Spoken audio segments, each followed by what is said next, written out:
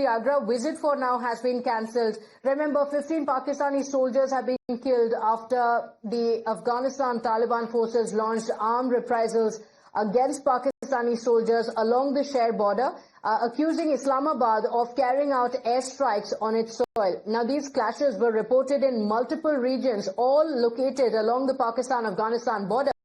In fact, the spokesperson to the government also going on to say that last night's retaliatory operation was carried out by the Afghan forces in response to the Pakistani aggression. In fact, going on to add that the Afghan forces have also captured 3 Pakistani military outposts during this operation, stating that the Afghan forces seized a number of weapons and ammunition as the spoils of war. Now, this statement, in fact, also warns that if the opposing side, speaking about Pakistan, violates Afghanistan's airspace again, the armed forces are prepared to defend their territory and will give a strong response.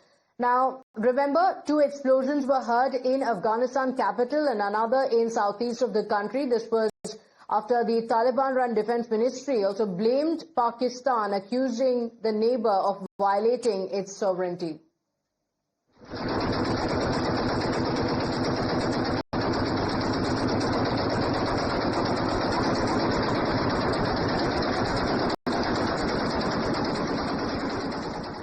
Rishabh continues to stay live with us. And Rishabh, what can you tell us about the situation there currently? Because Afghanistan has clearly warned that any violation of the airspace will be met with a direct attack coming in from the Afghanistan side.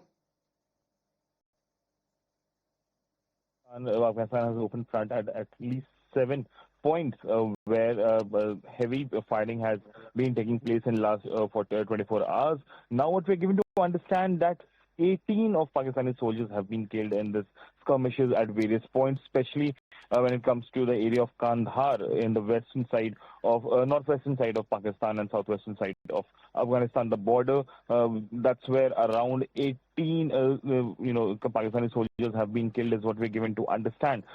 Further, more details are yet to come in.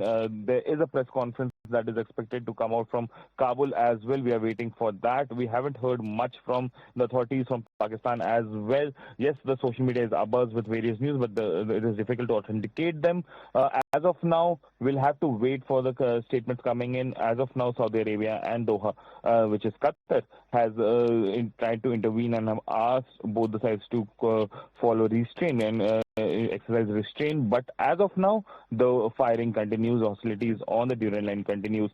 18 Pakistani soldiers have been killed, is what Defense Ministry of Pakistan suggests.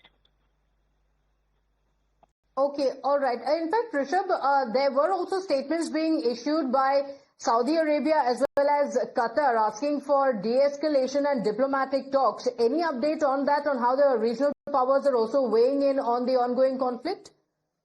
Well, if we talk about Saudi Arabia or Qatar, both the sides have issued a statement where the Kingdom of Saudi Arabia has said that dialogue and diplomacy is way forward, and the situation should be de-escalated between the two, and both the sides should exercise restraint. A similar statement has come in from Doha as well. Both the foreign ministries have asked Islamabad and Kabul to be cautious and exercise restraint.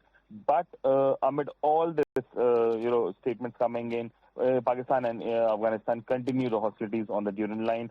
Afghanistan say that we are retaliating to the unprovoked airstrike that has happened on Friday by Pakistani Air Force, and that's the reason that they are now retaliating on the border areas.